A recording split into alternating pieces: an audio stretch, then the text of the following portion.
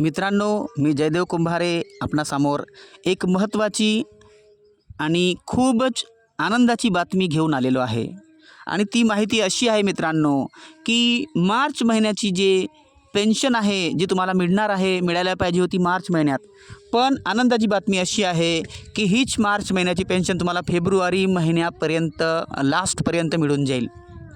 23 तारीख आहे मित्रांनो, पण मी तुम्हाला सांगू इच्छितो की लेट होऊ शकते, पण मार्चची पेन्शन फेब्रुवारीमध्येच मिळणार आहे.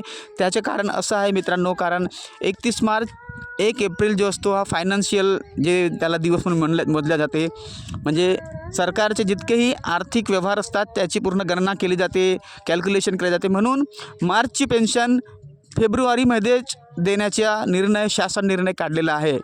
म्हणून ही आनंदाची बातमी तुम्हाला सांगत आहे.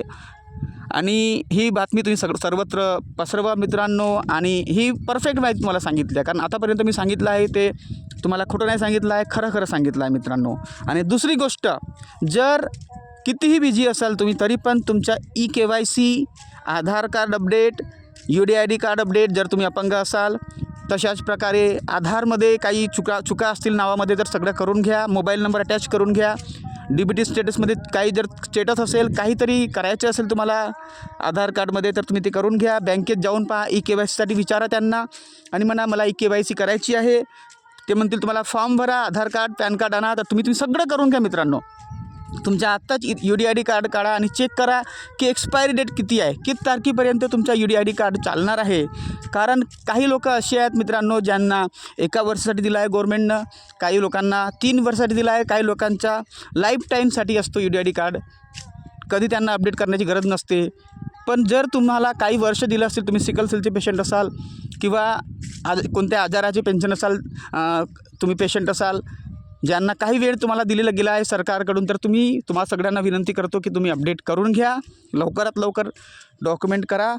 आणि दुसरी गोष्ट तुम्हाला सांगतो, KYCच्या नंतर तुम्हाला तहसील कार्यालयात जाऊन त्यांना विचारायचं आहे मला लाईफ सर्टिफिकेट भरायचे आहे. तर लाईफ सर्टिफिकेटची प्रोसिजर त्यांना तुम्ही विचारून घ्या काय करायचं आहे. जर ते म्हणतील ऑनलाईन भरून घ्या तर ऑनलाईनच करायचं आहे तुम्हाला. ही आनंदाची बातमी तुम्हाला देत आहे पुन्हा एकदा, की मार्चची पेन्शन ही लवकरात लवकर फेब्रुवारी महिन्यातच मिळत आहे असा GR आला आहे गव्हर्नमेंटचा. आणि जसा GR माझ्या हातात लागेल मी पुन्हा एक व्हिडिओ बनवून तुम्हाला अपडेट देईन मित्रांनो.